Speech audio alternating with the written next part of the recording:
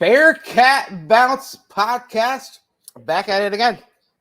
As always, it's Monday night. It's an interesting Monday night. Monday night before signing day, Wednesday night. Monday night after the close of the 2022 football season night. Monday night after 2 wins in a row for the basketball team Monday night. Monday night's here, man. That means there's no better time to welcome in my 3 guys, my pals, my buddies, to reminisce all that's happened in the past week here in Bearcat land. So, without further ado, welcome them in. Aaron Smith, Chad Brendel, Ryan Royer, technical difficulties. Scott Satterfield. How are we, gentlemen? How are we, Aaron? I don't feel great. Yeah, I mean, I think something's starting to run through our house. So that's not super fun. But. Just in time for the holidays. Yeah. Chad, how are we? I'm here. Yeah. It's been a rough week, but I'm here. Yeah. Right. I hear you. I'm trying to get the juices flowing. There we go. We'll get the juices flowing. We have to. We need to. Bearcat land needs us. There's a lot of things going on, of course, around It might just be you talking for 2 hours if Royer doesn't show up. I don't know, man. That is the opposite of me trying to be concise. So we gotta. That's your dream. That's your dream scenario. What are you talking about? Yeah, I think I could blabbergast for quite a while, but you know what? Hey, things about being broken. He's having a little technical difficulties. You know what? Yes. I mean, as we see Galactic Fried Chicken up there, I love it. Never been, but I love it. I heard a lot of great things. But you can also go to Danco Danco Auto Care. I went to Danco Joe when I was in Cincinnati last, or 2 times ago. Was able to get brakes all fixed up. Head over there, get your oil changed, get a little car fixing, if you will, because if it's broken, he's going to be able to fix it. The Danco Auto Care and Transmission. But man, guys, obviously I want to hear Royer's thoughts as well on the game, but that one was a doozy. It was a weird game coming in. Some would call it a snoozy. Ooh, I like that. I see what you did there. 24-7. Bearcats fall to Louisville. It was one of those things where it was a kind of a roll into the basketball game where you thought it's going to be an exciting finish to the bowl game. It's going to screw up the beginning of the basketball game. Well, it ended up being a rough finish to the football game. Guys, you were able to talk about it a little bit on the nightcap, but here we got to dive in a little bit further. Kagan Hales stays in Louisville. Coach Brahms got it. Deion Branch wants to keep the rivalry going, get the games rolling. Guys, a couple days removed. So weird close to the 2022 season, obviously. And anything that you were kind of think about the game itself after a couple days away, Chad? Not good enough. Yeah. That's the part that, I don't know what else you say. They weren't good enough at the line of scrimmage. They got dominated at the point of attack on both sides of the football. I'll give Aaron this. The offense definitely hurt the defense by only being able to run like 8 plays a quarter. It felt like I thought that was all they ran the whole game. It's so bad. It was so bad. It was. Was there more? They ran like 50 plays, I think, the whole game. What? I would have never guessed 50. Louisville's offense wasn't very good either. No. Outside of they popped a couple long runs. They turned it over defense credit for that. Yep. They were the recipient of some turnovers. Mm-hmm. But it was bad. Yeah. It was the opposite of good. Whatever good is, it was not that. Let's just say that. I completely agree. Aaron, you're the positive one of the group. You're the eternal optimist. You're the eternal optimist of the group. Let's hear. I know. Let's hear a little positive spin to it. You've had a couple days to kind of rehash. Anything positive that we can kind of take away. 24-7. The game is it is what it is. but there's still got to be able to find some sort of silver lining in it all. The game is over. That's my silver lining. Like, I don't have to worry about watching that game anymore. The season has closed. The book is closed on the 2022 season. The Fickle era is over, and we're moving on. And I would not have watched that entire game if I did not have to talk about it. But I did not see much positive to take away. Drew Donnelly was good at returning the ball. Oh, he was. Mason Fletcher can still punt the ball really well. Yep. And Ethan Wright ran the ball well. Those are my Ethan looked good for sure. Richard, thank you. Those are my I agree, Richard. We'll get to that. Those are my 3 positive takeaways on the game, because I don't know that there was anything else that could be positively taken away.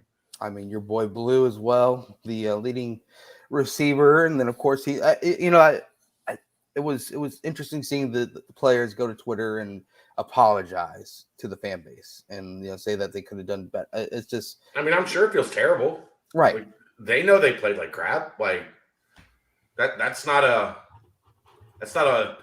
one-sided fans view. That wasn't a game that was played well, that they didn't get the result that they wanted, and fans are upset. It's a game they didn't play well. I mean, really no sugarcoating it. I thought, initially early the defense held up pretty well, but right. Louisville just kept running right at them. Did you guys have a hard time, like, shifting your focus to Louisville at times? Like, okay, that's what things are about to look like? That's what I was going to say. At what point do you take a step back and you're like, okay, well, am I going to start to watch this from a vantage point of Scott Satterfield's got a roster of pretty capable guys going up against Cincinnati and kind of showing us the door. So, Aaron, did you feel midway through or third quarter late where it's like, okay, maybe we do take a look at it on the other side? No, I just found myself rooting for something to go crazy on the sidelines to show a football field that should never have 2 teams on one sideline. Who cares? Again. It was close. There was no incident. Who cares? I'm just saying. He asked what I didn't watch it that way. I watched it waiting for an incident to happen.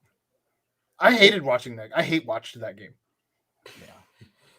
I mean, it looked like it was close to something popping off, but yeah, I mean, it was a game where offensively, Evan is getting sacked left and right. I think 7 total sacks for Louisville. They are the best sack team in the country, so you got to kind of know that coming in. But what's Sam saying here? Did they not play well, or were they outmatched talent-wise? Both. A little bit of both. I mean, look, here's the thing. You're missing your top 6 or 7 pass catchers, however, 4, 5, 6. Your top 4 wide receivers and your 2 tight ends. And you're playing a quarterback that's not a prolific passer to begin with. And a first-time play caller on top of that as well. And you have a defense that's ultra aggressive. So you know what Louisville's defense or Louisville's game plan was? Early, just send everybody and make them do something. Like, I know a lot of people are pissed at the line. Like, if you go back and watch, I don't know how much more they could have even possibly done. It was 8 on 5. Mm-hmm. Pretty much the whole game. Louisville had, they were playing single high safeties, cover 0, 8 in the box. And they were just saying, look, we're coming after you. Run, pass, doesn't matter, don't care. Yep. We're playing downhill. We're playing with our hair on fire. And if you can stop it, if you can go over the top of us, more power to you. But even on the touchdown drive, man, there was 2 just miraculous throwing catches and right. Another Tonk, thank you, brother. We'll be all right, man. It's just when you're in the eye of the storm, it never feels as easy as it is. But appreciate you. I just that's partially on everything that happened. why Louisville could do that, but it's partially an acknowledgement from them that we don't think this guy can beat us with his arm. Right. And we're just going to send everybody. And if he can circle around and backyard football loop-de-doop and make 50-yard runs or whatever, then we'll deal with the consequences. But like Zach said, he can't throw the quick slants. He doesn't have the timing or the accuracy to make a team pay for what Louisville was doing. Because right. when they're sending that many guys, you've got single coverage everywhere. Like, even if it's contested, snap, step, throw. Right. And you have time to do that. But it was ugly, man. UGLY, you don't need no alibi, you ugly. You ugly. It was. Also for me was kind of and Nate Letton, you got to tip your cap to him. That's a tall task, being handed over such an aggressive defense coming at you, and then trying to pick and choose the right play calling and this that and the other. And I'm sure Cummings and Page had their part in helping out in the game plan as well. But the whole, yes, you want to get the ball out quickly, but I feel like the deepest pass they threw, and it was probably because of the pass rush and this, that, and the other, but I feel like the deepest pass they threw was that one to Blue Smith that was like a 15-yard pass.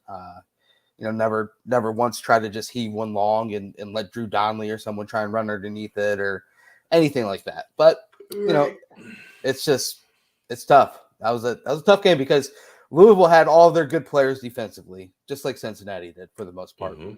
So it was kind of a defense versus defensive game. And then if you're able to hit a couple of big plays, Cincinnati had a couple to Wyatt Fisher, and then Louisville's running backs had good games as well. So they hit more big plays than Cincinnati did. And that's just how it is. That's the way it turned out. But, of course, yet again, we got to mention Ivan Pace. He is an animal. Just a guy that had 16 tackles, another quiet 16 tackle game. Forced that fumble on the mesh, had another sack. I know that, and shout out to Justin Williams over at The Athletic. I don't know, Chad, what you've been hearing, but it talks about, and I'm sure it might just be an initial, quick knee-jerk reaction right after the season, but if Ivan were to come back next season, he would be one heck of a centerpiece on the defense heading into the Big 12. Yeah, we'll see. I mean, he's committed to play in a Senior Bowl, in a bowl game, so he would have to back off of that and kind of redirect or change course. So we'll see. Obviously, decision he's going to have to make. Like, are you ready to go for one more year here, or are you ready to try your hand? Ryan is in Florida. No, I'm not in Florida. I'm in Columbus. I was going to say, I thought that backdrop was Florida. Oh, I wish. It's got with the barn door. It does have a little Florida vibe. Florida vacay vibe, a little bit. Little Florida Georgia line vibe down there, man. But Ryan, we're kind of just rehashing the game. Game, obviously. So let's hear your thoughts. Kind of, it was probably really hard for you to stomach watching that type of a game. Just so many weird things going into it, and then of course the product on the field being kind of weird as well. But kind of, what were you thinking as it was 4 quarters of just very strange football? I think it's just a product of the environment of the situation going on with the program. Yeah. You got a lot of your best players not playing. You got just absolutely disorganization in the coaching staff. Not that those guys weren't prepared, but just when you lose like your main guys on offense and defense, calling the plays, making in-game adjustments, you're going to see some major consequences, and that's what you saw on the field. Just shows that no program's invincible. Even a program like ours, when you really blow that shit up and you really kind of just take out the heart, even with a guy like Kerry Combs who's trying to implant that heart right back in, I think he did an absolute fantastic job. it still shows that even with a guy like him, you can't mend that. You can't mend the damage. Just shows just how important the organization was that we had for 5 to 6 years. How important that was, because right when that went away, you just saw like a total kind of collapse of our Bearcat way in terms of, tackling, stopping the run, being able to run the ball. Just every problem that we had all season just kind of got exploded. I felt like. But to be fair, Louisville had a lot of those things too, Ryan. Like they were dealing. It wasn't like Louisville had a stable situation and Cincinnati's was unstable. No, you're right. And it's kind of shocking that I was a little bit disgusted, to be quite frank, with how we kind of handled it compared to them. Because if you look at our two programs, I would take ours any single day. But kind of seeing how they kind of just wanted it more and went out and took it from us, that it's kind of hard to stomach. And it's just like, it's just kind of embarrassing to see too, as a player, kind of see your program kind of hit rock bottom like that. But it's time to rebuild. It's time to go. It's time to start the Satterfield era. It's painfully to say sometimes, but that's reality. It looked like he had built a pretty good roster, at least at Louisville. Yeah. They look talented. They do. The defensive line and the blitz, the pressure lived up to the hype, that's for sure. Holy shit. Evan was making as much plays as he could, evading that rush, but they were just every time back there, more than any team really, you would say, all season long. But yeah, it was just kind of just like the nail in the coffin just of this shit storm that's been the past 3 weeks. So yeah.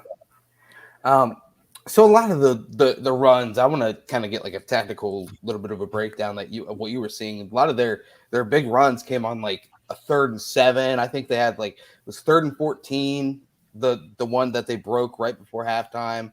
That kind of I think was kind of the play of the game, actually, to give them the lead and really make things difficult heading into the second half. But it seemed like there was some motion, pre-snap motion that kind of threw the linebackers off a little bit and kind of opened up some gaps. The stretch run is something that Scott Satterfield is known for. So I think, what were you seeing in some of those big runs that Louisville had? Going back to the stretch, that's something that we kind of struggled with ECU 2 years ago. But I felt like we got that corrected, and a stretch run I felt is something that kind of goes really well with our defense, especially this year, kind of the destruction we've had up front. I think not having Corleone, that really hurts. I think stretch plays is plays where he can really make his money. That those O linemen trying to move sideways on him, it's not normally going to work out really well. And it's shocking because, you got all 3 of the linebackers, like there wasn't anyone missing in the linebacking core. Everyone played. I don't know. I think it's just, a couple missed assignments. I think just them making a play, making their blocks, and us not having enough destruction at the point of attack. I know, Chad, you tweeted it. I thought you said it really well during the game. Just destroying us at the point of attack offense. Got their ass kicked. Yeah, which is shot. I don't know. Maybe I know Kerry Combs tried to he put on a good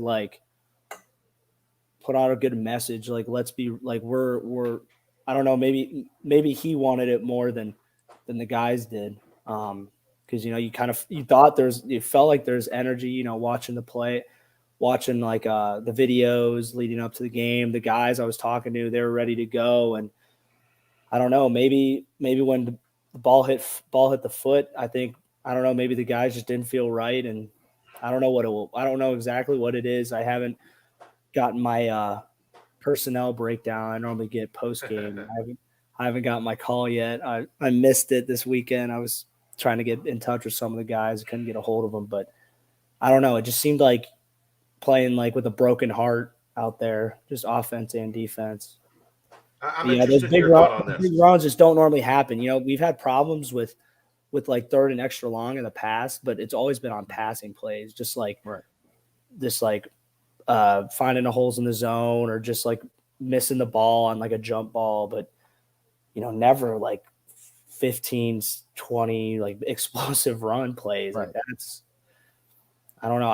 I didn't see like a distinct like, oh, that's the exact problem. I think just I think it's just the total just disorganization just going on with the program. Question, Ryan. Do you think something maybe we didn't consider is Louisville having added motivation because their coach left them for Cincinnati? Yeah, I think that I mean, that's kind of like you want to say, hey, kind of like you should. What do you think? You're just going to leave us and just go there, and it's going to be that much better. Like you want something to prove, whereas we didn't have that kind of anger, you could say, that kind of frustration to play for. That is, I do think there is some merit to that point, but I don't know, because it's just shocking because we had a lot of like the strength staff. I'm pretty sure the whole strength staff was there besides Brady, and those are big like culture Brady guys. was there. Brady was there. Yeah. He stayed on through the bowl game. Oh, that's good. I like that. Yeah. But I don't know. It's just kind of shocking, sometimes just to watch that.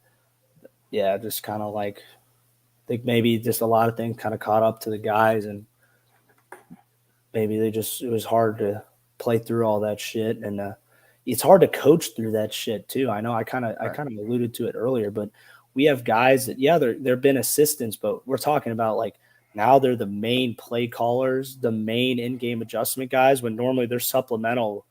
They're not like up in the thick of it, like making all the major decisions and calling all the shots.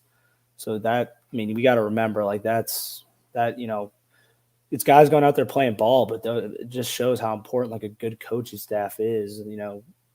Losing basically the three-headed dragon on the defense is gone. Mm-hmm. No one like Fick, Tressel, Hischler, like that's like majority of the defense of play calling and adjustments, and Gino and Mike Brown, like those guys are like you could call the two doubles, the main duo for the offense. You don't have those guys. So you're going to get like, if Louisville sees some, they're going to expose some. We're not going to be able to adjust as well as we are in the past.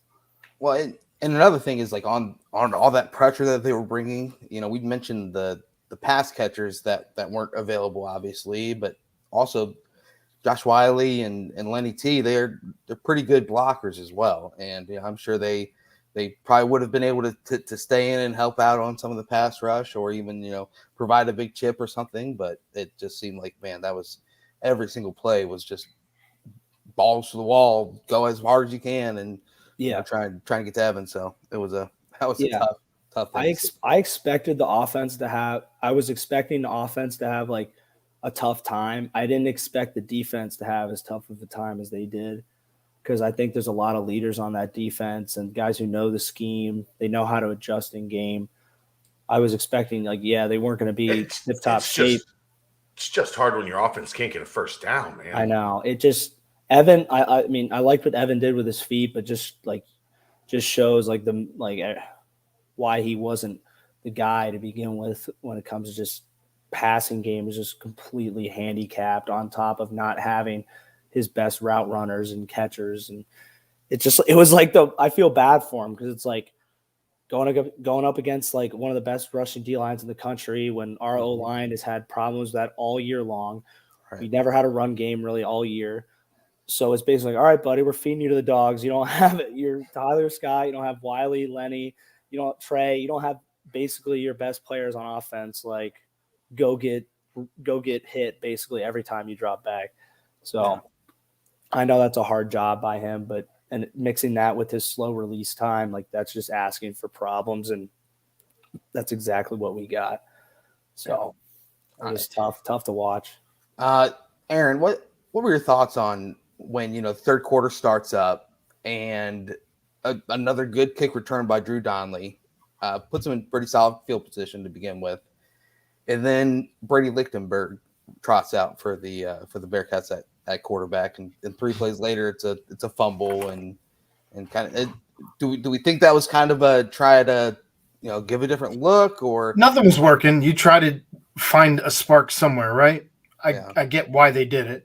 I did laugh because I believe Dave had tweeted out earlier, can we just put a real quarterback out there or something along those lines? I'm just like, Jesus.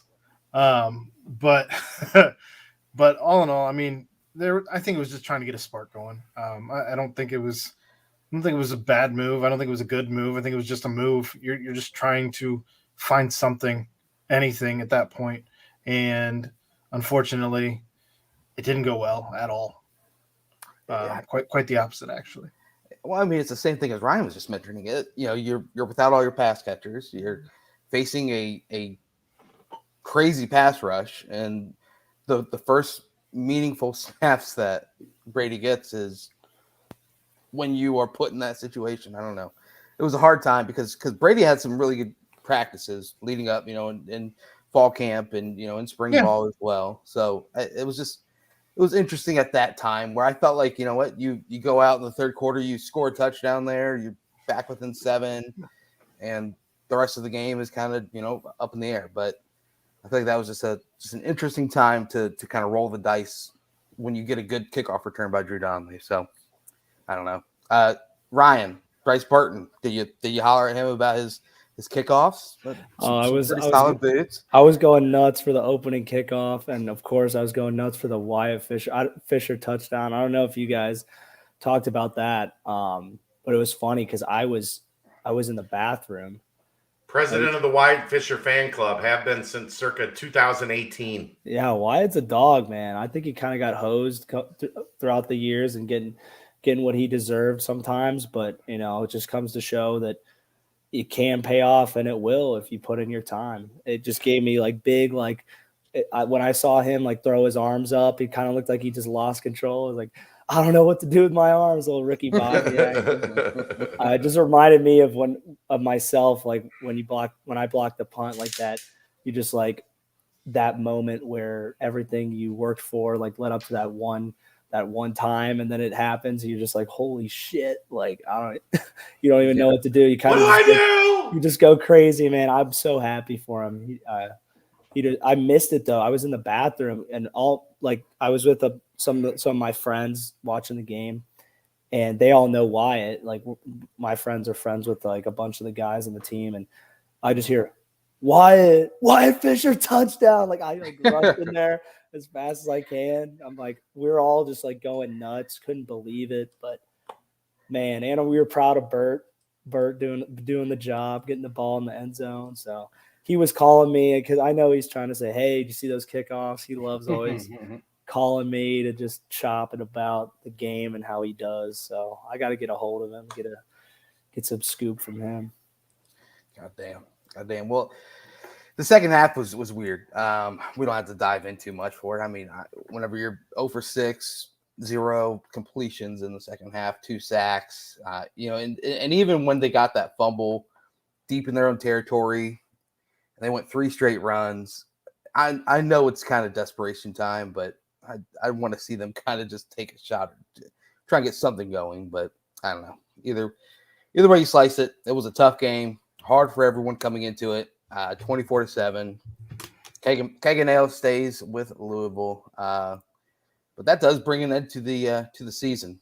I don't know should we timestamp this and then do a quick rehash of 2022 favorite moments and whatnot. Yeah, give me a second. Ryan, Quick Paper more? Supply. Quick Paper Supply, your locally and family-owned restaurant supply company for all your non-food products. Quick Paper services over 1,500 or 150 restaurants with weekly low minimum next day deliveries, providing a wide range of food service products from to-go containers, cups, custom printed products, eco-friendly, and much more. They also have cleaning and restroom supplies for all your janitorial needs. Call Nick, 513-470-2029. Reference Bearcats, get 20% off your first month of purchases. There we go. Bowl game in the books. 9-4 season. 2022 comes to a close, as Aaron was saying earlier. The Fickle era is officially book shut. Time for. I think this is. Do you guys want to play my game? Let's play your game. What I posted on Twitter last night. Did you guys see it? Has everybody seen it? I didn't see it. Can I get a little refresh? Okay. 6 seasons. Generally, that's about the life of a lot of the great TV shows, or it's somewhere in the realm of the life of the great TV shows. Sopranos, 6 seasons. Oh, So, what TV there. series Italian. would you liken to, or would you say the Luke Fickle era most resembled? So we have to come up with some. We have to agree on some guidelines, right? So 1, start slow.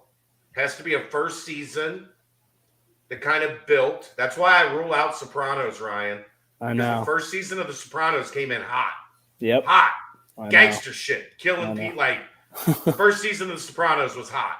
Yep. There's a lot of other places that The Sopranos kind of does mirror this.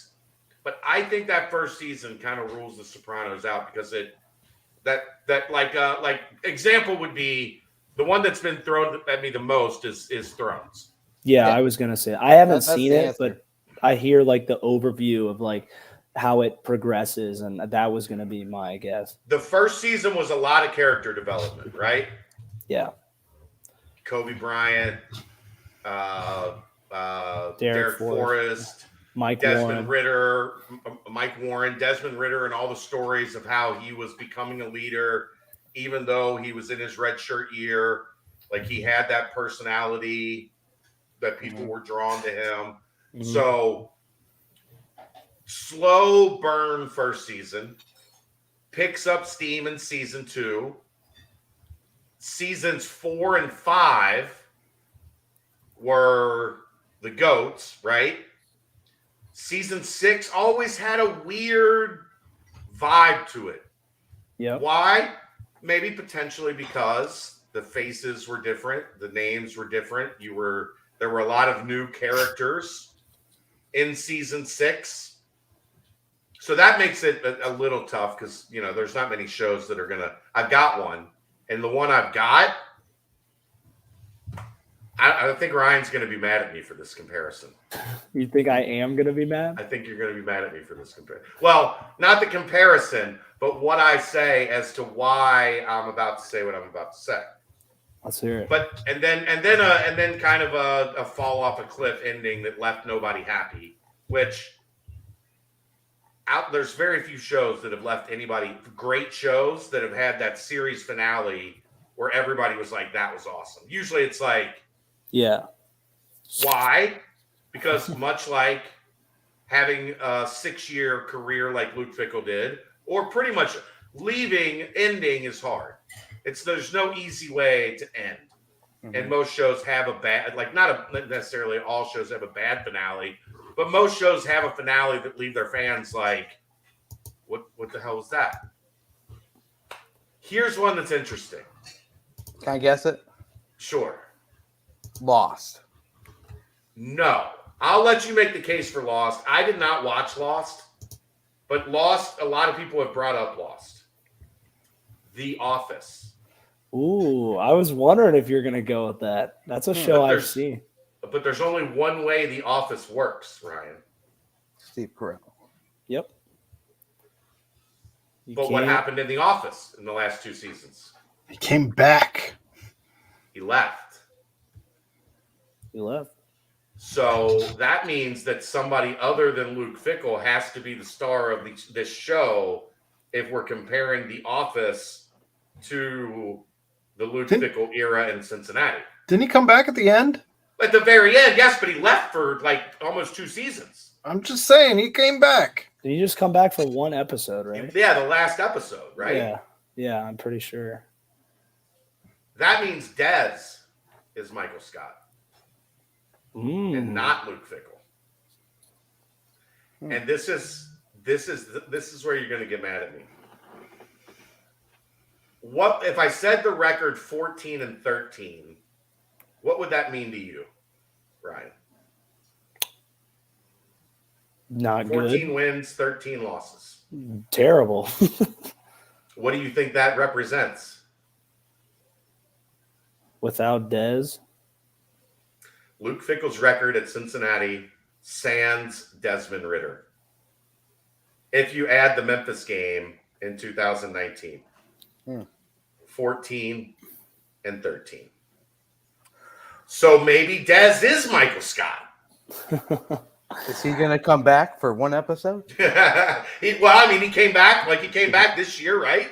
Mm-hmm. Him and Sauce showed up and got the crowd all fired up and lit up the house. But, if you're going to do The Office, it has to be with Dez as the star because Dez left and the show fell off a little bit.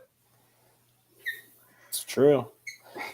I mean, yeah, I think this season, it kind of goes right into this season had all the potential of not being a fall off. I'm telling you, it was Coach Fick probably would have left, 98% chance he would have left still. Sure. Mm-hmm. But I think you're a couple plays away and a couple games from being right back in Dallas and being conference champions, but just not the way the cookie crumbled. And I don't think this season was a full-on failure. I think just shit caught up to us a couple times. I think our luck ran out, and then it all just comes crumbling down with Fickell leaving. So, I mean, I don't. But it is what it is. It was a closing season. Yeah, a final season with a lot of promise.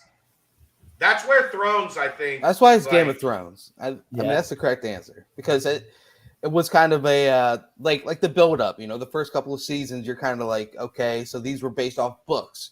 Okay, so Luke Fickell was based off of what was built at Ohio State for as long as he was there, and so I hear a lot of good things about these books. I hear a lot of good things about Luke Fickell. And then all of a sudden you're like, oh, wow, there's going to be dragons involved. And, oh, wow, there's going to be a really good quarterback and a handful of really good defensive players as well involved. So, yeah, I think in that final season, it's there's some good episodes. Just it's weird, Chad, because you threw out that record as well. I'm going to throw out another record for you.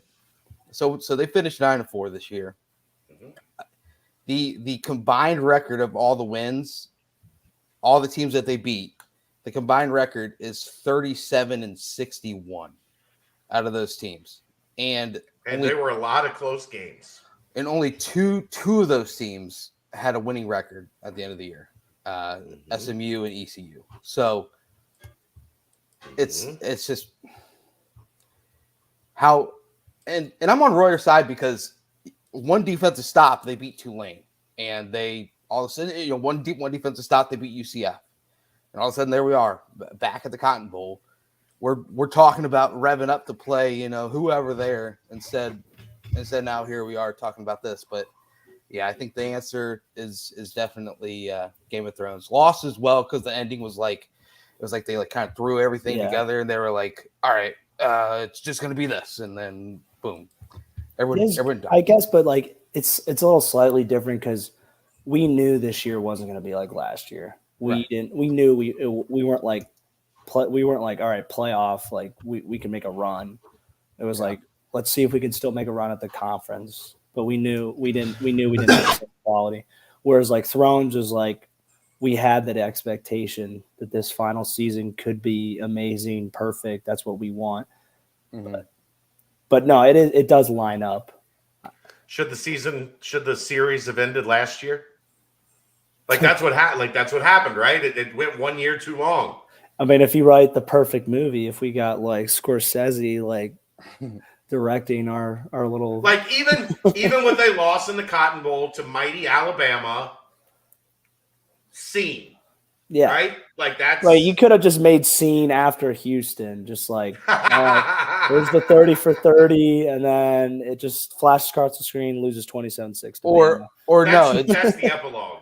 Or it could just be like them running out onto the field at the Cotton Bowl, and then and I'm just like, no coverage of the "Yay, game. good Looks like we job." made it. Everyone had fun. Aaron, I am interested to hear your pick on the TV show.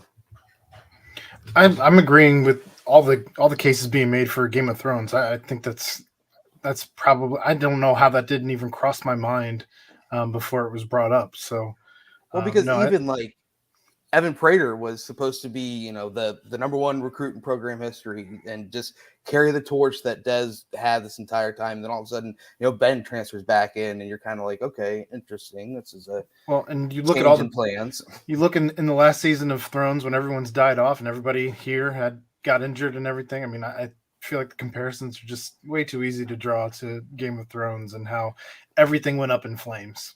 Mm-hmm. So Seinfeld being another one that a lot of people mentioned. Talk to somebody about, I can't talk to Justin about it. Justin thinks every episode of Seinfeld is perfect, so he doesn't count. But the people that quote Seinfeld, nobody quotes other than yada yada yada. Nobody quotes anything from the last season of Seinfeld.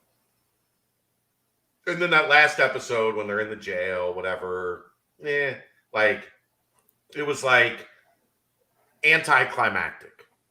The other problem with Seinfeld is it's the same four characters the entire time. And that means it can't, you can't have a Marcus Freeman because, Freeman doesn't get killed off before the final season. It just 2 seasons. Freeman there'd probably be a Game of Thrones character that got killed off in a season finale.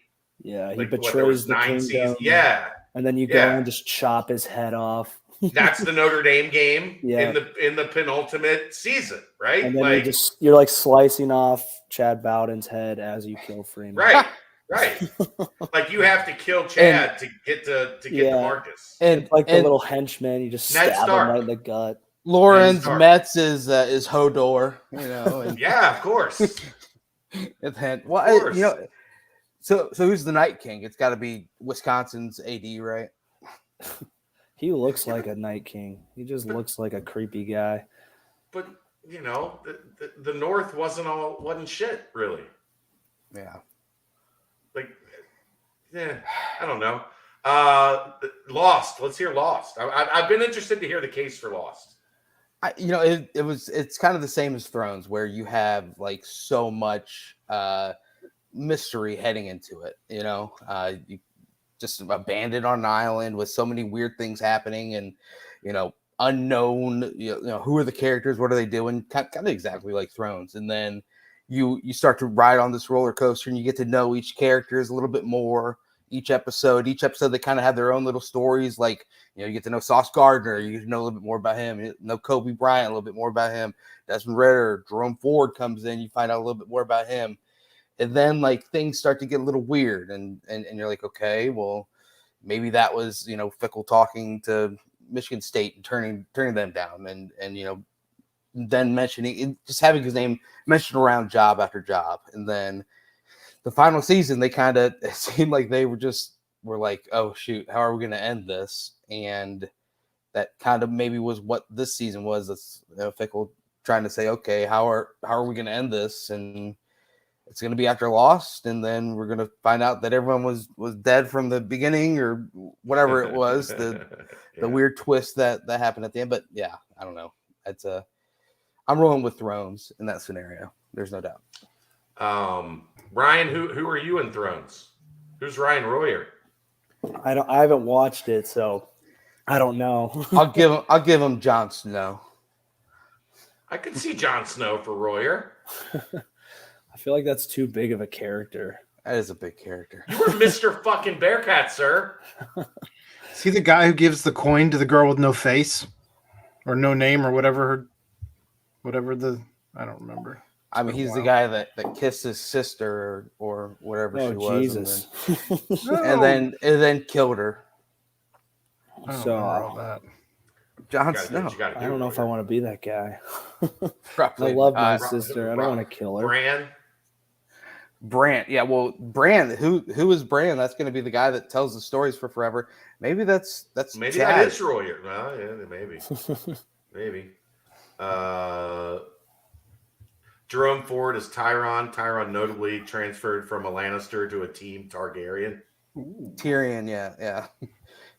But Yeah, Tyrion was Tyrion, in the right. most episodes ever of Game of Thrones, and Ford was only in a couple. So, Well, yeah. then who's Tyrion? Kobe? Joel DeBlanco, Joel DeBlanco? Kobe? But yeah. Curtis Brooks, all the Who's 60 guys. Jabari? Jabari, Will Hughes. Huber had a couple different roles, like like he bounced, like, you know. Yeah. All right, I don't want to get too boring with this, but I just thought it was a fun idea that popped into my head last night. That is fun. You know, you gotta open up the can of worms and figure How it out. I Met Your Mother? What about How I Met Your Mother? Never seen it. I know. I haven't seen. I'm a big movie guy. I'm not a big TV guy. I haven't watched a lot of shows. Aaron, you don't like How I Met Your Mother? You shook your head, or you just don't It's not like enough the show? characters. Not enough characters, and I got bored with it and turned it off. I never finished it. But I guess next question is, you know, what's going to be the one memory from 2022 season that you kind of will kind of look back and, you know, push away. There's only one memory of this season. Okay. Ready? Pete Thamel, Luke Fickell is in conversations with Jesus Wisconsin. Christ. Like that's 10. Look, say what you will. 10 years from now, that's all anybody. When they talk about the Luke Fickell era, it is essentially going to end at the Cotton Bowl, and the conversation of this year will only be he left for Wisconsin. Yeah. Yeah. Ouch. And then Walrus is money, man. And then in a weird way, Thrifty Walrus, Ryan Coe, who did really well. You know, the Night King kind of came out and made his big piece, and then he rides off to North Carolina, is where Ryan Coe just committed, and their colors kind of look like the Night King a little bit. So, but I'd compare him to the servant who ended up going back to his kingdom after he had his mishap. Okay. I'm trying to think who that was, but Aaron, yes, the Luke Fickles thing will be something that everyone's going to remember, but for you, what's one not Luke Fickell that you'll think about this 2022 season and come back and think about it? Every game I traveled to this year, I think we lost. So there's that. Arkansas and UCF. Arkansas and UCF, yeah.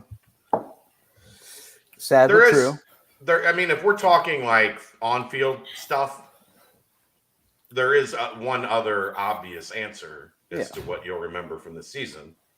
And it's First my team answer. All-American Ivan Pace. Ivan Pace, yeah. Like Tyler Scott had a hell of a year too. Yeah, unanimous first team All-American, finalist for National Defensive Player of the Year, finalist for Linebacker of the Year, a kid that wanted to play here. Coming home party. Yeah. Didn't get the chance out of high school, had to go prove it at Miami, came back home, 16 tackles in the bowl game. Like, that's for me, that's the one. It'll be the Ivan Pace year in my brain when I think about this year. I agree. Ryan, anything stick out? Ivan, Corleone, they stick out a lot to me. Just like that defensive dominance, statistical dominance. There's not like a big moment that I can think of that's positive. I mean, the big moment that always keeps coming back to my memory is the fucking touchdown versus UCF that we let in. Like, we got our ass beat versus Tulane, but like, just watching them score, I was like, that was like the first time I was like, we just like that. The Bearcat luck is over. Like, it's gone. Because it was like, we scored. I was like, holy shit, we're going to pull it out again. And I'm like, so confident, like, no way in hell they might maybe they get lucky and get a field goal. No way they score a touchdown. And I just think about that. I've been thinking about it like all the time, just since whenever I think of this season. And obviously, Chad, when it was like a freaking like, where were you moment when that tweet dropped? Like I was like, I saw a tweet. I was like, well, it's over. Like we are screwed. Gosh, I mean that was nuts. I mean, almost immediately after the Thamel tweet, I got a text from somebody in the industry that I trust explicitly that was basically like he's gone, like not like they're in, this is the start of the process, like this is the end of the process. He's gone and it'll be done today. Like, what the fuck just happened? Two other fun memories, though, would be Dante Corleone's Skyline order. Yeah. That might go down in history as one of the craziest things to come out of the program. What was it again? Well, like Chad's got it memorized. Seven Cholitos with French fries. What? A side of fries. No. 7 Cholitos with French fries inside of them. No, but I think he had the extra fries also. Well, no, he just 7, and they all have the way fries that they do.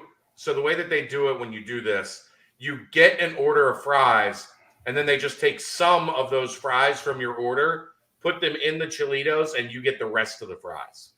And he had 7 of those. 7 Cholitos with French fries, plus the extra fries, plus a large 3-way. My God. Plus a large 3-way, string cheese, and something else. String cheese? Yeah, I guess in the kids' meal at Skyline, they have string cheese. So Dante liked string cheese. So he would just get string cheese with his order. And then there was something else. It might have been like a couple conies or something at the end of it. Here's the Corleone exact quote.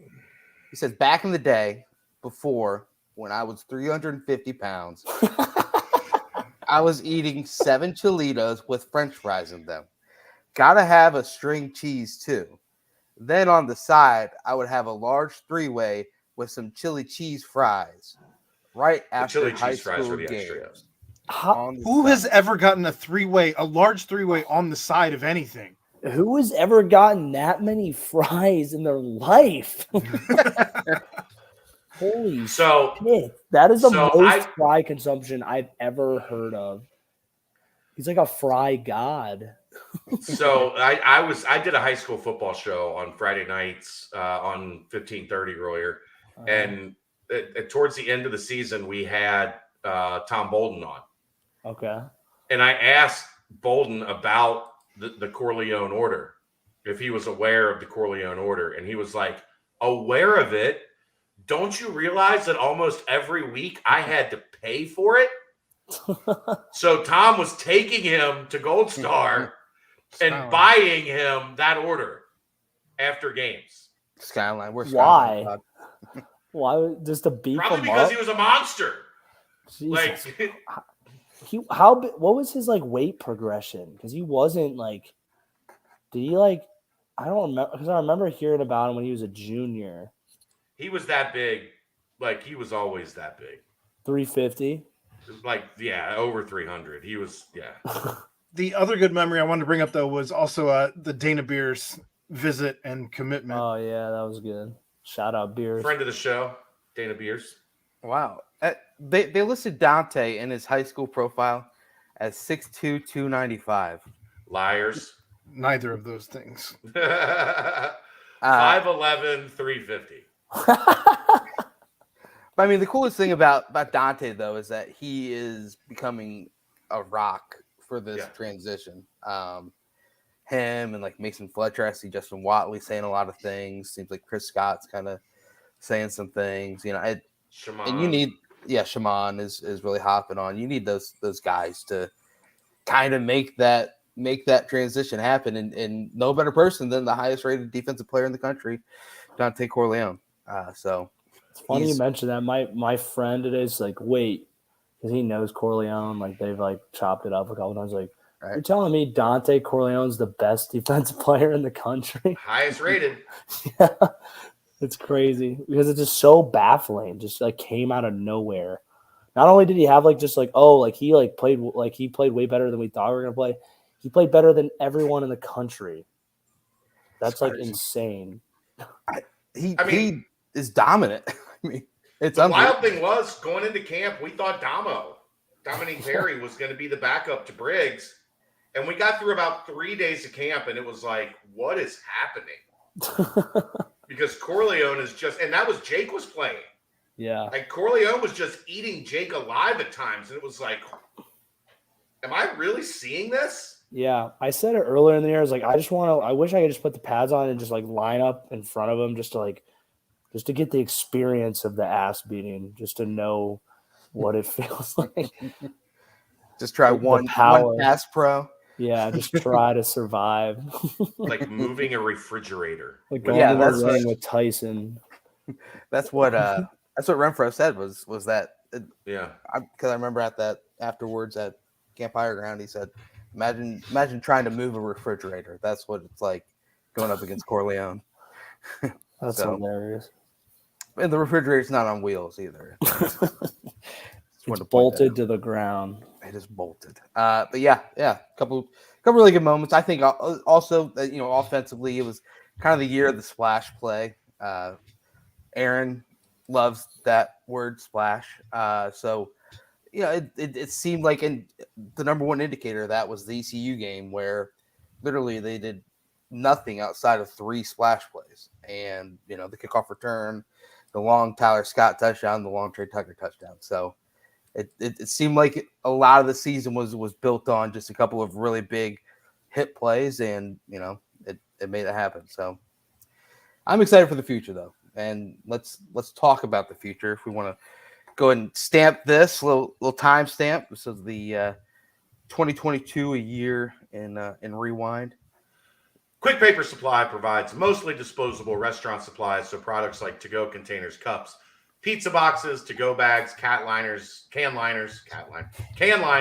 napkins, etc. They've been open since 2009 and are one of the largest minority-owned companies in the city. Call Nick, 513-470-2029, and reference Bearcats for 20% off your first month of purchases. So signing day on Wednesday, 10 commitments listed right now for. I thought we were going to talk about the future. Are we talking about that like next week or something? Oh no, this is the future. Okay. This is okay. We're in recruiting. This is a different part of the future.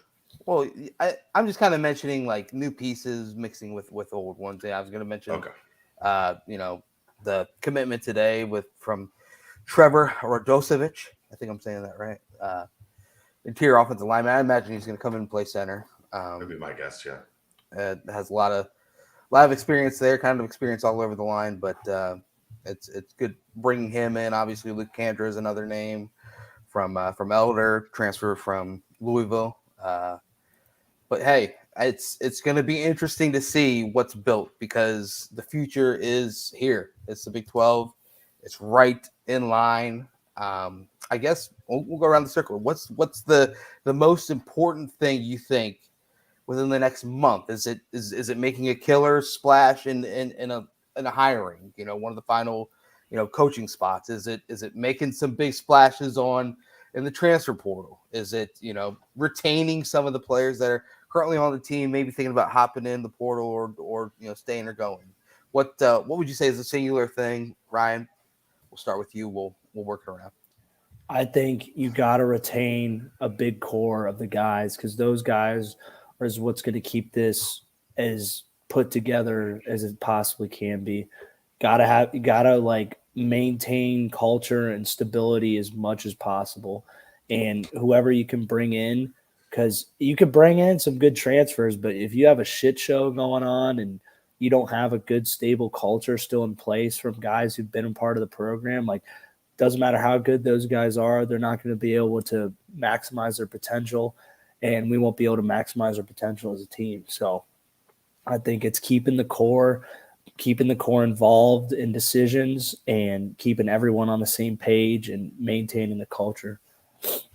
Aaron? I think you need to really build this staff out. right now you definitely have some holes, and the better hires that you can make in those holes and improve there. Obviously, it's going to make a huge difference, not just for this next season, but for the tenure of them being here. So I think that has to be a focal point, and it's going to, if you make the right hire, it should pay off for years in dividends. Mm-hmm. Yeah, big assistant pool. That was one of the main things in Satterfield's contract. So, time to try and roll the dice and maybe find a really good offensive coordinator or someone to stick next to Satterfield and get things rolling there. Chad, what's the main thing or a couple that you think is the most important, if you will? Gotta get better players, man. Especially with the losses they've had. Not just like this year, but like when you couple what was lost last year, along with the rest of the top of your roster leaving this year, like that was what was on display Saturday. Like it was the culmination of they were never fully able to replace what was lost last year. And then all of those supporting parts that became top of the roster guys this year, most of that is wiped out. Now maybe hopefully they do figure out a way to talk Ivan into coming back, or a Malik Van decision or a Jawan Briggs decision, stuff like that can enhance the roster from last year or for next year.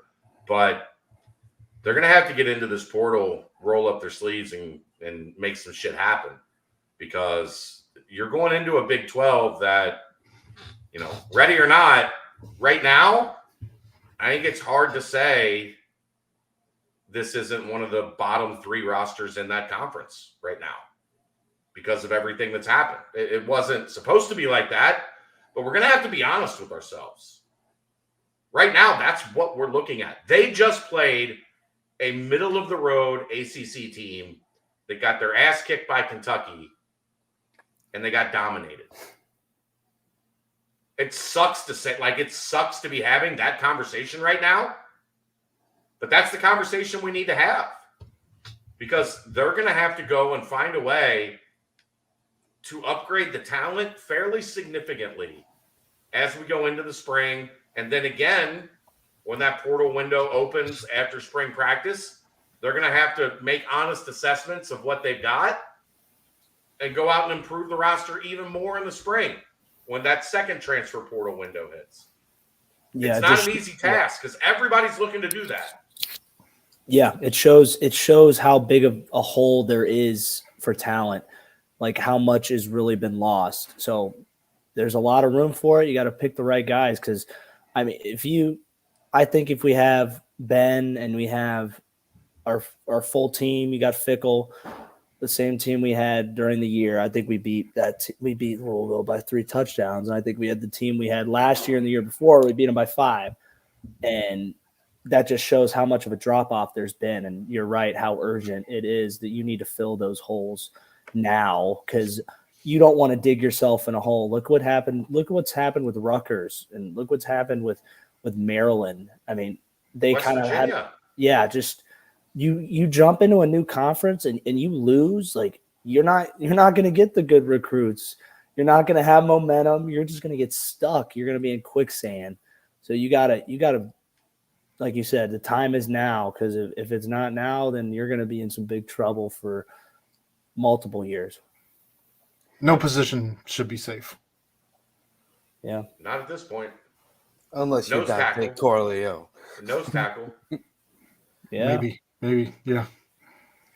Yeah, I agree with all of those. The coaching staff aspect, I don't know how important that is right away. I think you can kind of roll, because I imagine the OC spot and some other coaching spots are people that are still maybe, coaching at the certain location they are right now, or maybe it's something that they're continuing a broader search while they get the recruiting going right away. Chelsea's asking about Walt Stewart. I'm sure that'd be a name to hopefully hold on to. It's just a continuation there, but who knows? I think the reports on Walt are probably accurate. Let's just leave it at that. Here we go. What are the reports? I haven't seen any. I'll tell you later. But yeah, no, I agree with all those sentiments. Mainly because so in basketball, you can quick fix things through the portal. You can also have it blow up in your face, but that's a small roster. And in football, you do need that core, and then adding on top of that, maybe more of a filling holes type thing, if you will. So Yeah. Well, like look at the wide receiver room, right? Like you need 10, 12 guys to really feel good about a wide receiver room. I don't know if they could play a game like I don't think they could be one team in a pickup basketball game right now. Like, that you're decimated in a group that, I mean, we lose. I think that's it for him, isn't it? Yep. So right off into the sunset. What a way to go out. Yeah. But you Blue apparently is going to be back if he's got that opportunity. You've got Will Pauling, you've got Drew Donnelly, you've got the two freshmen, Quincy Burrows and Marcus Peterson. But there ain't a whole lot else in that room right now.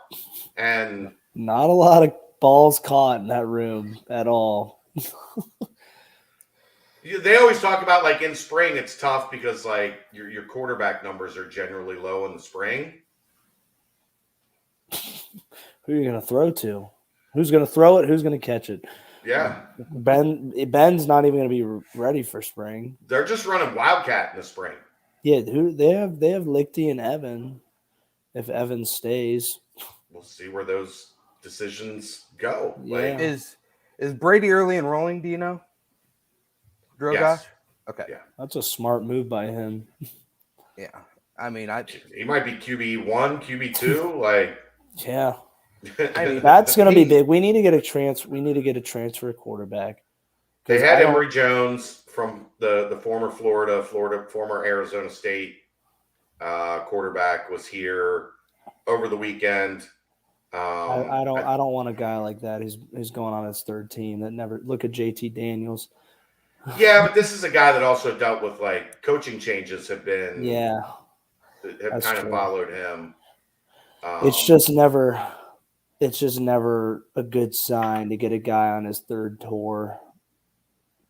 It's never, in my opinion.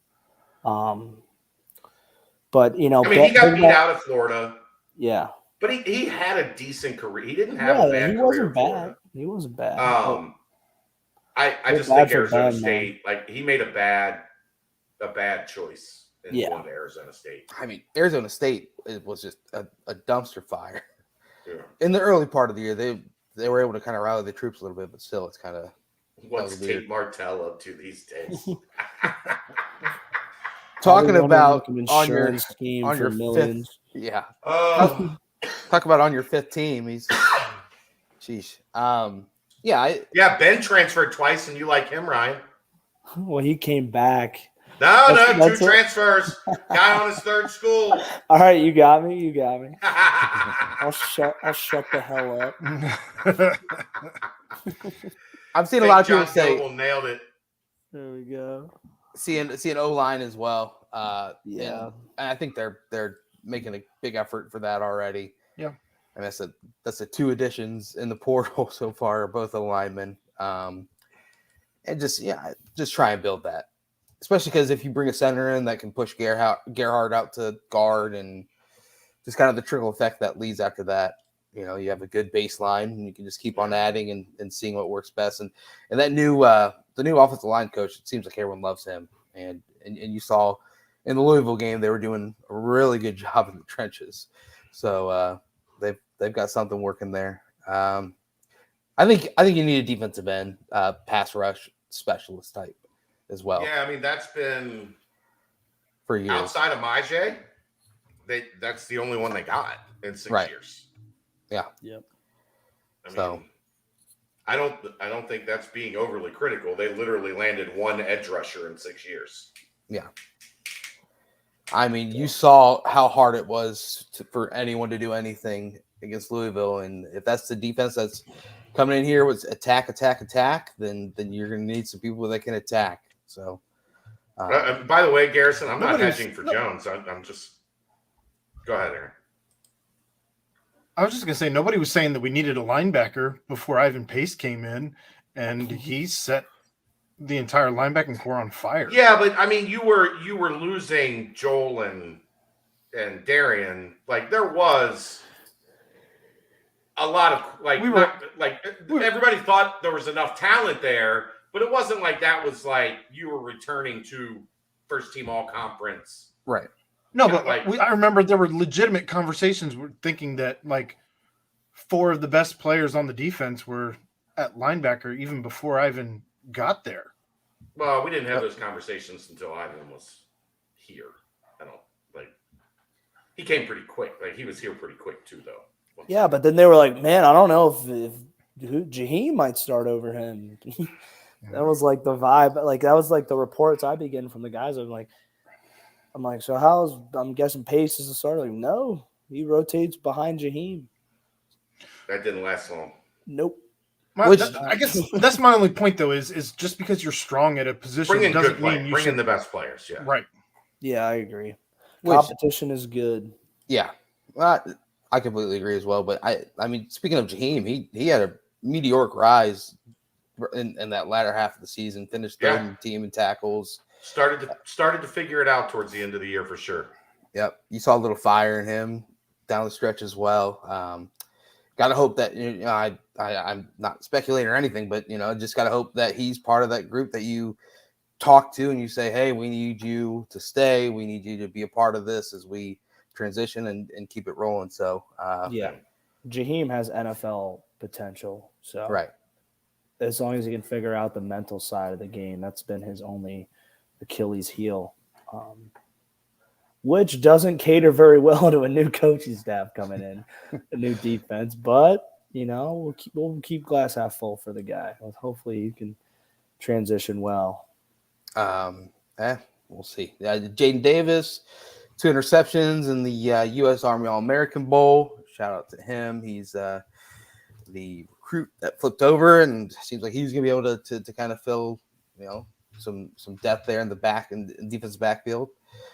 Chad on the board posted about a potential strength and conditioning coach or where things are heading there.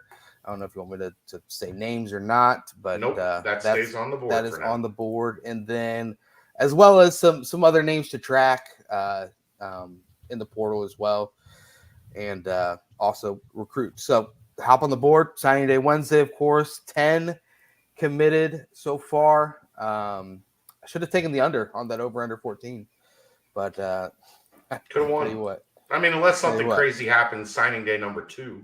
Right.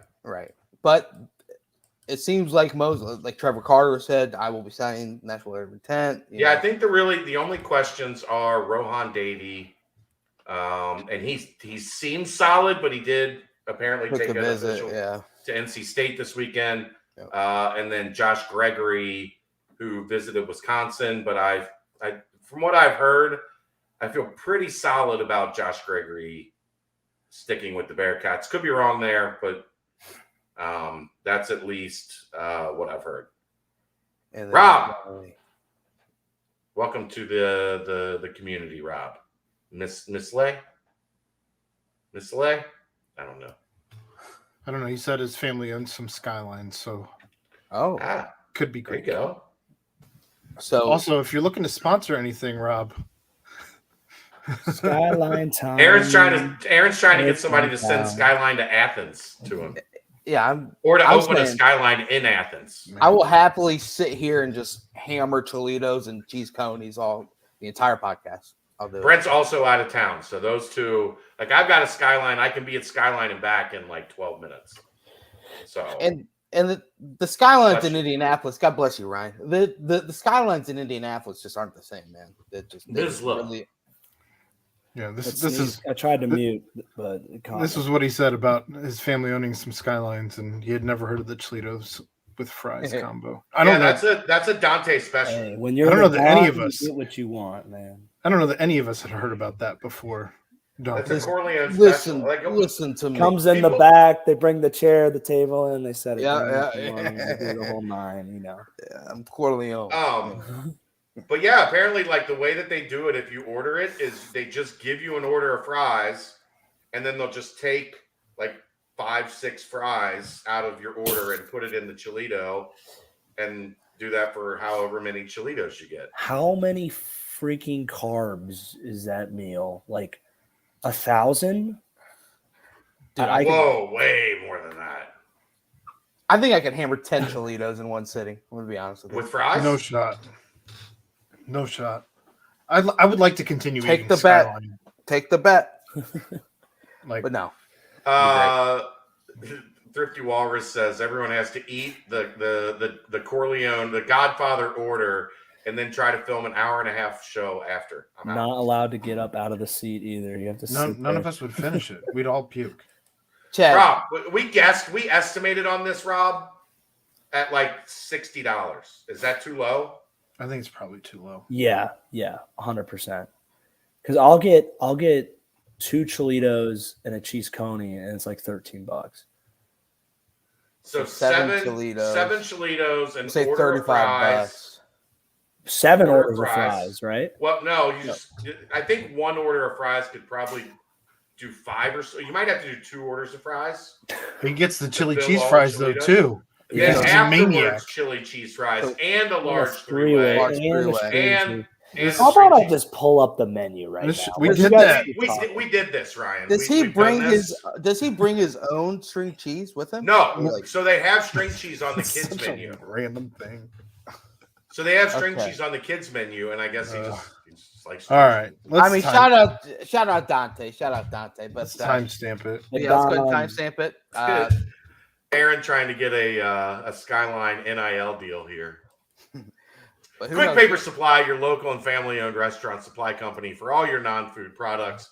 Quick Paper Supply services over 150 restaurants with easy weekly, low minimum next day deliveries, providing a wide range of food service products from to-go containers, cups, custom printed products, eco-friendly, and much more. They also have cleaning and restroom supplies for all your janitorial needs. Call Nick, 513-470-2029. Reference Bearcats for 20% off your first month of purchases. Boom. Yep. So hopefully Wednesday, maybe a surprise or two. Good surprise, if you will. But we'll see. Stay locked in. BCJ will have it for you. Signing day Wednesday. And more football happenings all throughout the next month and a half, and whole year. But it's basketball season, guys. Back-to-back wins over this last week. Miami, they looked really good against Miami. Offensively, looking like a juggernaut. Most points scored in the Wes Miller era, highest effective field goal percentage in the West in the Ken Pom era for the Bearcats, and they were clicking on all cylinders. Then Saturday continued its weird feel where everyone's saying, Chad, you were there. Was it kind of a weird vibe during the game? It was a very herky jerky type game, but the vibe wasn't weird. It was just one of those it was stuck between 12 and 18 points. Yeah, right. Like they would get it to 18 to 20 and then right back down to 12 and then back up to 18 to 20. And then that's just playing Phil Dunphy's team. Right. Phil Dunphy makes it tough. Fran. They play a herky-jerky style. just keep the water bottles out of his area. Fran, But, good old Fran. Franny. But still, another big win. They still scored 78 points in a game that it didn't feel like they played well offensively. Yeah, and LaSalle's a good defensive team. Their offense is pretty terrible, but Putrid, yeah. Defensively, that's where they bread their butter. Or butter their bread. Jeez. I don't know if you've got the same feeling, Chad, Brent, Ryan, but watching that game after watching the debacle of a bowl game, it felt like I was hungover, like in a sports hangover. Like I couldn't get up for that game at all. Yeah. Yeah. Well, I wasn't impacted as much because I watched the first half at the Holy Grail, and while the first half was bad, It wasn't anything like what happened in the second half, right? Like it was 21-7. They were getting their butts kicked, but there was still like you come out, you get a stop and a score on the first drive. Like if they had any offense at all, they win that game. They turned Louisville over in positive, like in field position. They could have taken advantage of multiple times and just couldn't move the ball. But luckily, I didn't have to watch the second half, Aaron, to feel that like this sucks. It was terrible. Like Yeah. even switching over to basketball, like I couldn't get up for it. I'm like disinterested at that point. Kids were running around like crazy people, little crazy people. I mean, I was going into that game, Chad, and you and I were both optimistic about the football team heading in, just because I felt like Coach Coombs had everyone kind of just locked in. And I thought in a bowl game scenario like that, it's just if you're fired up and you can come out and be the aggressor, then you can win a weird game like that. But turned out it was Louisville who came out and did that. But basketball team, though, it doesn't help when the opponent is LaSalle. You know, Aaron, like if it was a better, right. Better team at all, then you'd be like, okay, this is exciting now, but still the logistics of people trying to watch that game after the football game on top of the crowd didn't seem to be like too into it because obviously it was just a weird day. That's standard for the lower bowl. Easy. But yeah, it's just, I don't know. But my main drawback is you're watching this basketball team, and first off, it's absolutely mind-boggling that they only scored 11 points in the second half against NKU. I watching this team play over the last few weeks, it is mind-boggling that happened. Because they're lighting it up. And Chad, I think you mentioned it in the postgame presser. I'm pretty sure, but it seems like Wes is getting completely locked in to the games, and he's done extremely asking. fired up. Brandon, yeah, he's done asking. He's yeah, done asking. That's been his message. He's done asking, and it's paid off. Literally. Yeah. Well, see what you did there as well. little pay increase, but what do you need to see, I guess, from the hoops team? Because you know what, they can a big one, Aaron. But what do you need to see? Because they can string together some wins here heading into that Houston game on January 8th and really start to kind of get a lot of momentum behind it. But Ryan, over the past week or so, what have you seen out of the basketball team? It does seem like they're starting to take that next step. And sure, the opponents aren't great, but it does seem like they're starting to click, especially on the offensive end. Yeah, I think they're just playing way better as a unit. They're getting better looks. Shots are falling. I think it's just a product of everyone turning up that intensity. And I think, when you see Wes turning up his intensity, I think it's a sign of a great coach, that his guys respond really well to that. And you can just feel that the energy on the team, they just lean on Wes really hard because I think they really respect him. And I think they should, because I think he's coaching his ass off. And I think the guys are responding. I think they're just playing overall better basketball, all facets. I think they're getting the extra pass. They're knocking down the open shot. Guys are playing their roles well. Guys are not just playing the roles well. Other guys are expanding their roles, like how Vic's been playing, just consistently showing that he's a big part of this team on the offensive. And I love the way Oguama plays, just day in, day out, just balls to the wall. I really respect that. Just reminds me of kind of how I used to play back in the day, just do the hustle plays. And, with him, you're seeing that pay off more too. But yeah, like I said, I think there's cohesively, everything's clicking a lot better. I think it's a byproduct of people like doubling down on Wes. And I think they really should, because I just love what I see out of them. Just hunkering down, coaching harder, getting after the guys more. And I like how the guys have been responding to it. Okay. Aaron, same sort of feel, or are you seeing maybe a development in any players? Or Vic's been playing out of his mind. I mean, I know we've talked about him leveling up, but he's so efficient when he's on the floor. And it's just encouraging every time he's out there. It hasn't been like a drop off. It's not like he does it for a game or two and then we're wondering where the hell he went. Like, it's been, like Brian said, just consistent. But it's not just been consistent; it's been really good, consistent. Would you say he's Locked in. locked would. in? I Oh would. my God. Man, you haven't pulled that one out in a while, It's Ryan. been a little while. Aaron, I mean, That was Chad. Aaron's shtick all last year, Ryan. Victor Kind of like one locked of Brent's jokes. Was trying to will Yeah. it into existence last year. in. It didn't happen. Kind of like Chunk McClellan for me this year. But in any case, I mean, good to see Davenport seeming to find his role over the course of the last couple games after we all were,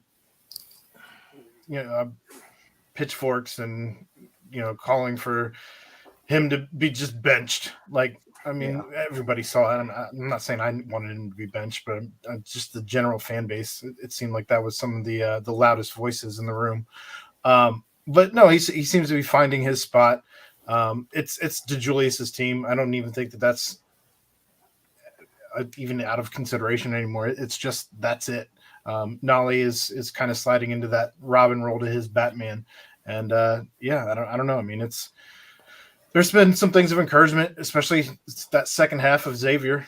The first half, not anything to write home about, but we'll see where this team goes. I think that between DeJulius and Vic, that's where this team goes. Yeah, so I think a fire was lit at halftime of that Xavier game, and I think it's been burning strong and growing since then. So Kenyon Martin had the lighter. Yeah, I was about to say. I mean, it's kind of crazy that a guy who isn't a part of the team maybe could be that lighter, but hey, if whatever helps, whatever works. A little too much is being made of that, but I get it. Yeah, that's what I was. I think you can call it a catalyst. I mean, it started there, right? You can, yeah, you can say that. It's also cool to see a guy who hasn't been around the program much at all over the course of the last. Sure, I think it's people wanting to like fantasize that Kenyon. Yeah, that Kenyon was like the old war hero comes back, and they're gonna make movies about it, Chad. Right? Like, yeah. The halftime speech. What if I told you a halftime speech? What if I told you the OG came into the locker room and changed history? But no, so Chad, are we starting to see the I guess next step or leveling up or turning the page of Daniel Skillings? I think he's been kind of a guy that's really taken that next step recently, and if he does that in conference play, it's just a huge advantage. I think what I'm about to say is related to that. Right? Okay. We are starting to see this team find its identity without John Newman and then subsequently Rob Fennessy. Right. The loss of John Newman left this team, I don't want to say rudderless, but left this team without like the most important voice in the locker room in terms of playing hard and consistently hard every day, going out there and busting his ass and laying it all on the line. Like, those were the things that John Newman brought to this team. And to have that taken away, as the season started, left this team scrambling to figure out who they were, how they were going to win, and while also trying to figure out a bunch of new guys playing together offensively. Like, you're just trying to figure out, you're trying to solve 2 or 3 puzzles at the same time when John Newman goes out. So I think they're finally starting to settle in and develop an identity without John. And part of that is definitely the development of Dan and Josh, because they're starting to get 13, 15, 17, 20 minutes a game, depending on the game. And look, man, every game that Dan plays, you can see him getting better. Yeah. You can see him getting better. I know we struggle in rebounding, but he is one of those guys who's just always in position. He's one of the best rebounding wings I remember at UC already. I mean, already as a true freshman. His size is just not even, it's just length, man. The number of times you see his hand, like you'll see 3 or 4 hands go up for a rebound. And all the other hand, there's one hand that's like half a hand above everybody else. And then they come down and it's Dan and he's got the ball and you're like, shit, he was up there. Yeah. Do you give any credence to the struggling rebounding overall that the team has? Because they have really good individual rebounders in Vic and Daniel, but outside of that, they're. I think they are working so hard to figure out an identity defensively that I think the rebounding on the defensive end is suffering right now because their focus is guard. Right. And then they don't have that secondary instinct yet of, okay, the guarding is over. Ending the possession begins as soon as the ball comes out of that guy's hands. Right. I haven't seen a lot of comfort as like a unit rebounding yet. But then you also factor that in with like when they're at their best, they're getting out and running. Right. So you're not sending 4 and 5 guys to the glass. And I've said it from the start. This team just doesn't have like that Trey Scott, that Gary Clark, that Justin Jackson that just you can pencil in for 7 rebounds a night. What are we seeing now, guys? We're seeing one night this guy has 8, and one night this guy has 7. But we're not seeing that guy consistently that has 7, 8 rebounds a game. It's also a little nitpicky. They won the last 2 games. Yes, they got out rebounded in both games, but they won the last 2 games by combined like 50 points. It's like, yes, the opponent has a lot to do with that as well, but it's just showing that you're kind of masking a weakness with other strengths, if you will. So, and the fact that I mean, whatever DDJ and Landers Nolly were, they got a hold of Mike's secret stuff or something from beyond the arc. I mean, Landers has always been known as a shooter, but the way that Dave has been able to really get his percentages up to this point, and I think it's far enough into the season where you can say it's not like a fluky beginning. Hopefully, I'm knocking on wood, but I mean, they're both shooting over 41% from deep. That's just something that you don't really see too much out of the 2 leading scorers for the Bearcats. So if that continues, man, they're going to be in a lot of games. John White, unpopular opinion. I don't think Kalu is as bad as his minutes suggest. That's an unpopular opinion because it's a bad opinion, John. Sorry. I wish it was. I wish I didn't have to disagree with you here. And hopefully Kalu starts to figure it out as this thing goes along. But he's been hard to play to this point. Hopefully that changes. Hopefully he starts to find a groove and is one of those guys where it just took some time to adjust to a new level and a new team. But right now he hasn't been what you were sold the bill of goods on when he arrived.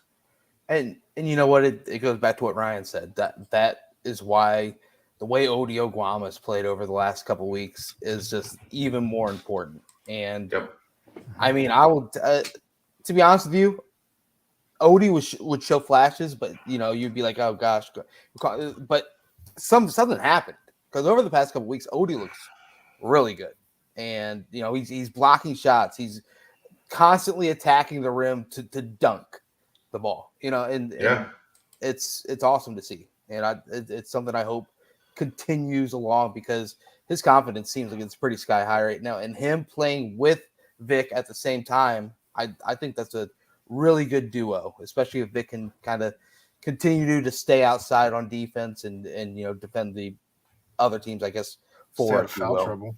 Yeah. So I don't know. It's interesting because you take a look at the schedule right now. If the team can continue this role, obviously Detroit and Tulane at home to close out the year, and then you head into the new year, and it's at Temple, at Wichita State. If they can stay hot and pull out all those games, the only one they're projected to lose in KenPom is the game at Wichita State, and that's a 68-67 final score prediction. That's obviously going to change a lot over the next few weeks. But if you're able to do that, you're going to be winners of 9 out of your last 10. You're going to be riding on a high, heading into that Sunday, January 8th game when Houston comes to town. Obviously, a very difficult game there. But I don't think it's too far-fetched to say that they can't continue this run. I mean, am I letting my rose-colored glasses cover up too much, guys, or are you kind of seeing this current streak that they're on? Got to be better defensively consistently, because there are going to be times that your offense is just going to have an off night, or somebody's going to turn an ankle and it'd be out for a portion of the game, or just stuff like that. Like Ryan will tell you, defense travels. Like you're going to go on the road, you're going to have to win a game, like where maybe only one of your 3 or 4 main guys is playing well. Right. I liked what I saw from them defensively against LaSalle, but that's a team that struggles offensively. I thought Miami got too much easy stuff. Even like in a game where their offense was unbelievable and it can get a little free flowing and back and forth, you're still getting, and this happened in LaSalle too, you're still getting beat down the floor too many times after made baskets. Like there's still just those things that they take a game from where the opponent scores 68 points and puts them at 62. Right. And it's a lot easier to beat a team at 62 than it is when they're up pushing 70. So that's the next step I need to see from this team is the ability to complement a better offense with a more consistent defense. Mm-hmm. I agree. We'll see. And like you mentioned, so the importance of John Newman to this team is when the AAC had their media days, or I guess their media Zoom call, which is terrible, but let's go. Yeah. The 2 players that were a part of that were David DeJulius and John Newman. So his importance to the team is something that can't be, talked about enough, but they're figuring ways out, and Daniel Skillings, he is becoming the star that everyone was talking about during the offseason workout. So just a heads up as to what ESPN says. I know it's not Ken Palm, but what ESPN says, they favor Temple 50.3%. They favor Wichita State 54.8%, and they favor Houston by 83.2%. Right. Okay. So we'll see. Get lucky, ride that wave. Guess we'll stamp this. Anything else on basketball, guys? Detroit Mercy and their high scoring guard. What's it that? Antoine Davis heading to town on Wednesday, so stay locked in for that. But anything else here, basketball wise? No, I'm good for now. Good. Quick paper. Is that a timestamp? Timestamp, y'all. TS. Quick Paper Supply. They provide mostly disposable restaurant supplies, products like to-go containers, cups, pizza boxes, to-go bags, can liners, not cat liners, can liners, napkins. They've been open since 2009 and are one of the largest minority-owned companies in the city. They also have cleaning and restroom supplies for all your janitorial needs. Call Nick, 513-470-2029. Reference Bearcats for 20% off your first month of purchases. Rob, Misley, you guys got some Skyline franchises. You guys need to link up with our folks at Quick Paper Supplies. There you go. And make a happy Bearcat marriage in the restaurant industry. There you go. There we go. So Chad, Davion Thomas in town on official visit this past weekend. 2 weeks ago, and then of course last week. Yeah. Jizzle James was also at the game on Saturday. Floyd Badunga obviously is another name that people are loving to track. Anything else as far as basketball recruiting wise as the season continues to trudge along. Nope. Davion Thomas, Day is what he goes by. He doesn't go by Davion. He visited West Virginia this weekend. Those were his kind of like winter break visits. As his season at Kilgore had like a week off. I'm sniffing around to figure out, does this mean we're in decision mode, or is this thing going to play out till the spring? Don't have word on that yet, but when I do, I will let the folks at Bearcat Journal know. His stats are mind-boggling. His shooting He's really good, man. Just go really good. Go and check it out. Something like 53% from three or something like that. I don't know. It's just nuts. But we'll see. So something to keep track on. But without further ado, I think it's time for the mailbag. Unless you guys want to roll on any other topics. No, I'm good. Mailbag Nation, let's ride. Mailbag Nation, let's go. Let's ride. Chad, did you want to talk about that one thing that we talked about? Yeah, talk about that one thing, Chad. Or do you want to leave that alone? Talk about that one thing, Chad. About recruiting? Well, no. We'll leave that alone for now. All right. Yeah, Fair Brian. enough. Ryan, maybe we'll hear about it too, man. Yeah, if we're lucky. Right. All right. Starting with the football portion of the mailbag. With the showing of Prater on Saturday and with Brady Dragish staying committed, do we see a developed Prater game one, a true freshman starter or a transfer portal guy, assuming Lichtenberg doesn't win the job? And if a transfer, who is the target or targets? I mean, how many what ifs can we throw into one fucking question here, D Trimmer? Go ahead, Ryan. I think that the chances of Ben coming back are unlikely with his injury and a new staff. I think that would be a good idea of them to have him come back, but I think they're going to look for a transfer portal guy to be their guy. That's my bet. And that would be the most likely player to start. I mean, I think if they could get Emory Jones, like Emory Jones doesn't – he started at Florida. He started at Arizona State. You would anticipate he would be coming here to be the starter. If it's not him, then, it depends on what level of transfer guy you can get, right? Like that's going to be the telltale sign here. A true freshman, day one quarterback, Tall ass. Not likely. As you go into the Big 12, like that's a really big ask. Even with how quickly on the rise Brady Dragish has been on, but that is it's a tough ask. Not even Arch Manning is going to start day one. We'll see though. All right.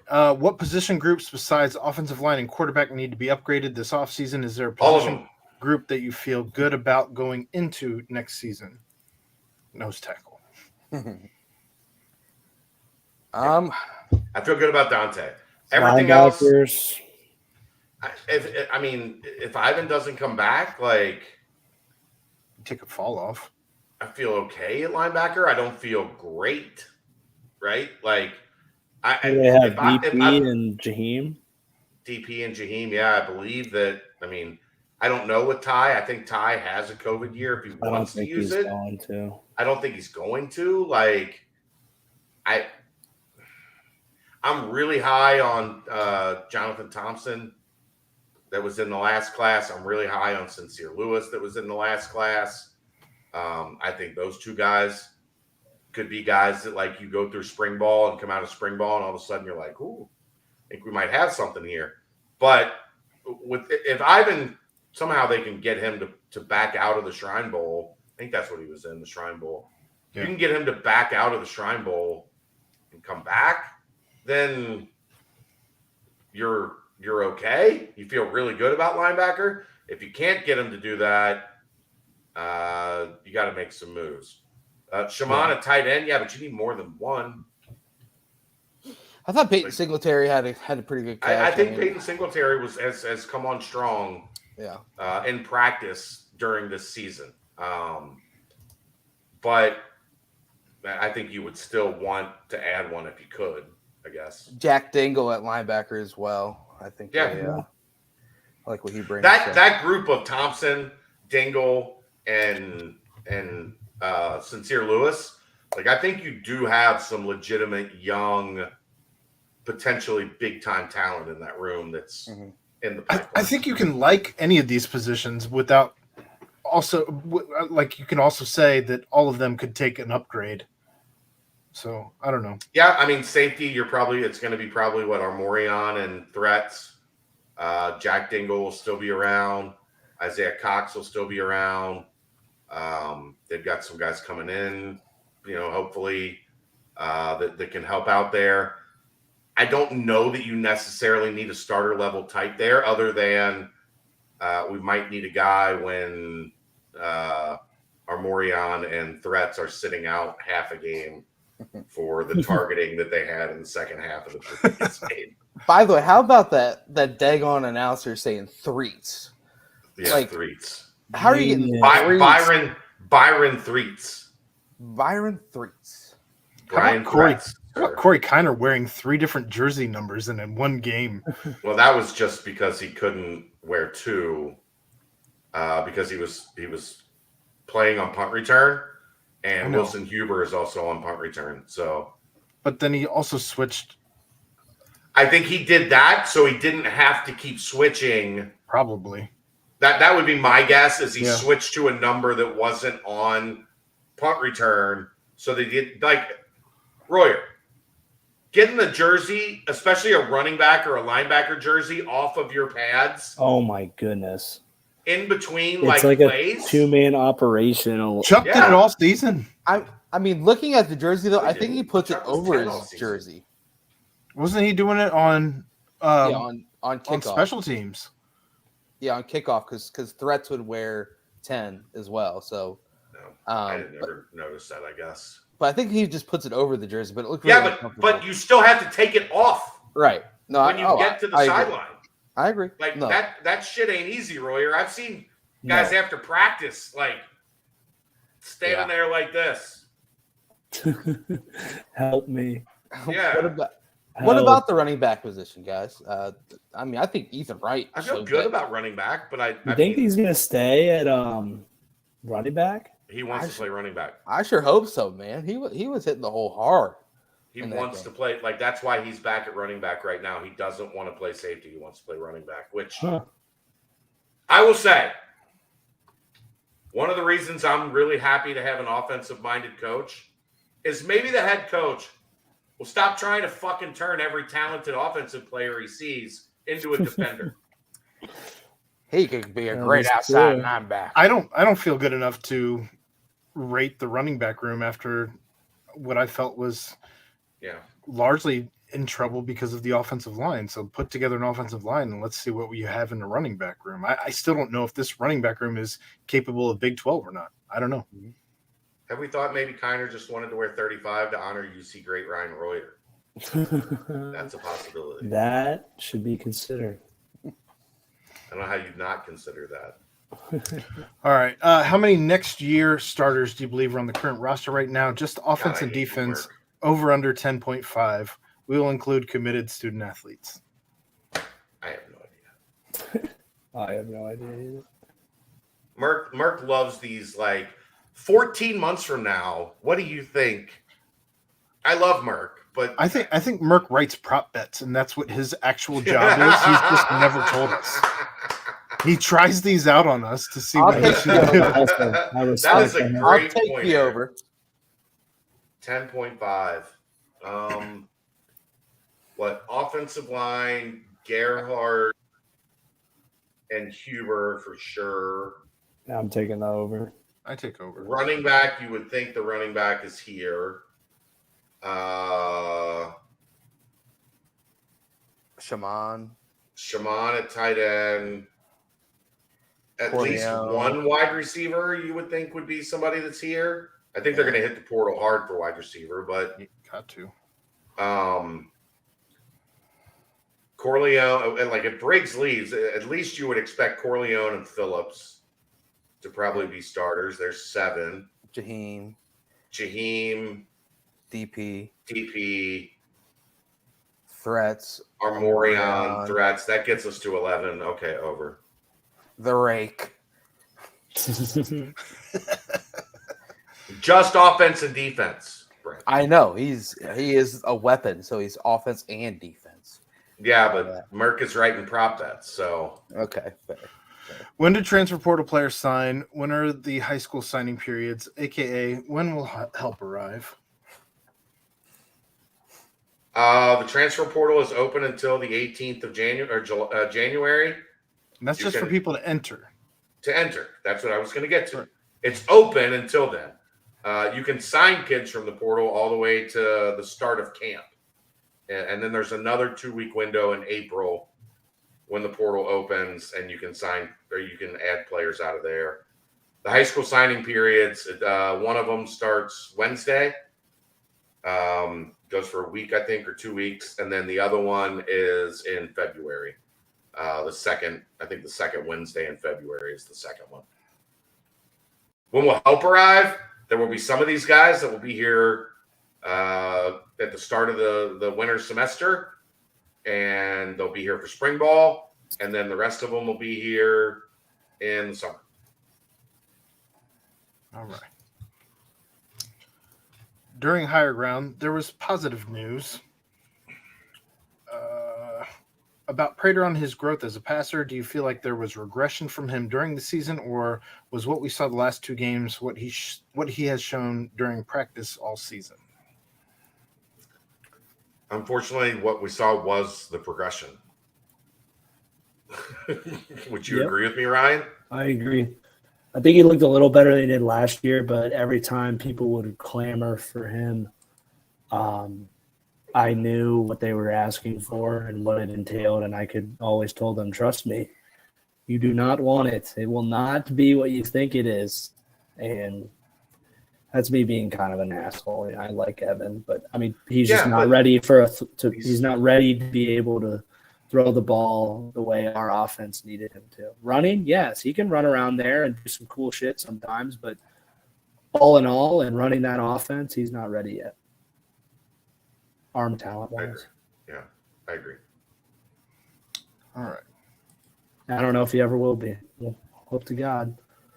It's a lot of ground to make up from where he's at, if we're being honest. Yeah. What is the biggest? Well, I guess before we go there, Brent, anything you wanted to add? You went to Higher Ground. Anything you want to add about Prater? And I thought Evan's deep ball was good, but I feel like they never told him to throw a deep ball. And I know there's a lot that goes into that, but yeah, I don't know.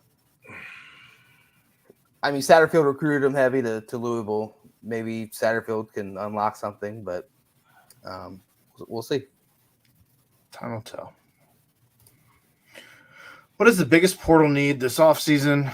I think we kind of hit that as we have gone around the horn repeatedly here on that. And if you had to guess a starting quarterback for next season, week 1, who are you picking? I don't know why the word "my" is there. Aaron Smith is my pick. I'm going Ryan Royer. He actually had a COVID year that he didn't use this year. Come back.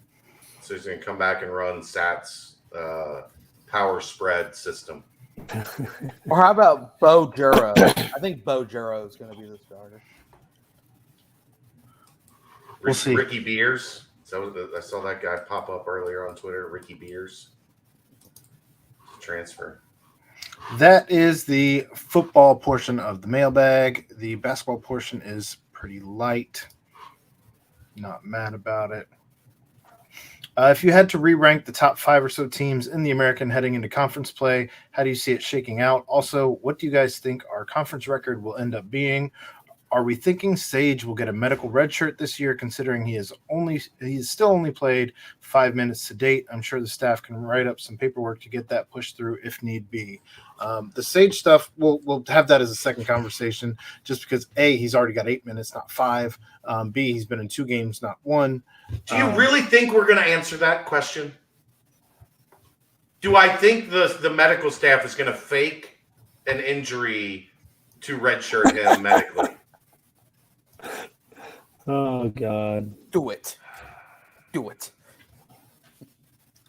I think Wes has a pretty good grasp as to what he's doing. I'll say that.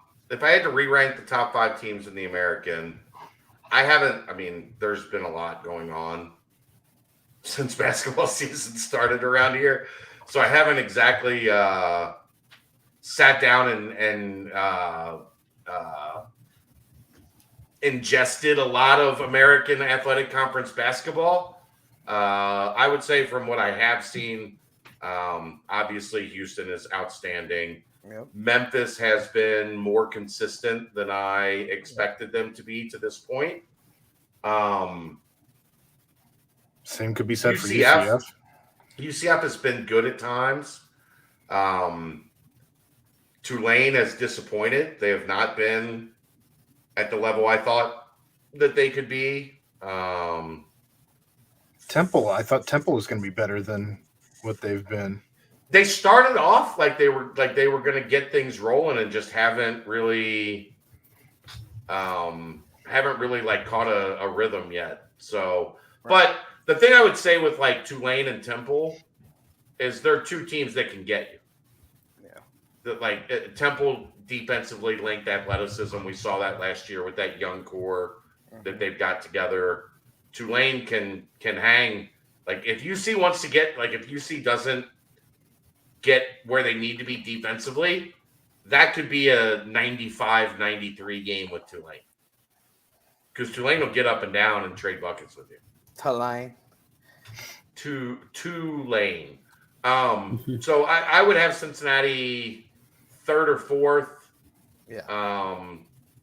Right in that group with UCF, Cincinnati, and then either Temple or Tulane, depending on if they get their shit together or not. I think Memphis is beatable, although they've looked really good. I don't buy Kendrick Davis, man. I mean, we've had Kendrick Davis's number his entire career. That's maybe why I don't buy Kendrick Davis. But I mean, DeAndre Williams is in his 12th year of college basketball. But UCF is the big surprise team, I'd say. They've got that really good freshman on their team. What's his name? Taylor Hendricks, who's come on. He's had some really good games. Inside outside guy, shooting 50% from 3 with volume. 6'9" dude. I think they're good, but I think Cincinnati is probably number 3 right now with the chance to leap Memphis if they can really get things rolling. All right. I'm not ready to go there yet. We'll see. They've got Memphis's number. Take it. I said yet. Are we showing any interest in 6'11" Mady, Mady, Traore? Traore. He was a 22 NC State signee. They brought in another guy, and he is available? ? Videos show he's a smooth big. Basketball recruiting stuff happens on the board, not in the podcast. Okay, that's the basketball portion of the mailbag. Blazing through this one. We might. We're going to be under 215 tonight, at least. Like easily, yeah. Skins in the Banks portion. First things first, Chad, best wishes for Kelly. Aaron, best wishes for the kids you are watching. Maybe Brent should be there for adult supervision. Chad, I was thinking about your Bishop story with him crushing a heater right before tip. Do you have any other stories like that you can share? If not, you know my DM. There was one time there was I think this is like, the layup line. They come out for that final layup line with like 8-10 minutes left. I think there was a disagreement between Larry Davis, the player from Houston, and Lance Stevenson as they were coming out for the layup line, and they both just ran back in the locker room and fought. And then when they were done, they settled their differences. They came back out and played the game. Things were different back in the mid-2000s. late 2000, right in that 2008 to 12 range. Guys, guys had a little beef. They just went back to the locker room, chucked some knucks, and then came back out and played the game. Not everybody had HD recording devices in their pockets. Yeah. Well, but they were smart. At least they knew we could do this out here in front of everybody, and it's going to be that would still make ESPN and social media was around. It wouldn't have been good, but they were like, let's go back in here, handle our business, and then come back out and get ready for the game. That's the best I can do for now. Skins, next question. Gents, what are you doing for Christmas? I'll be in Athens. We're sticking around here. I'll be in Columbus making some ravioli. I did a baked ziti tonight. Oh, really? Earlier. I love those. Those are good. I've got a new thing where a one pot. Did you do a one pot? So what I do now? No, I don't do one pot. So what I do now, I used to when I would get Italian sausage, you just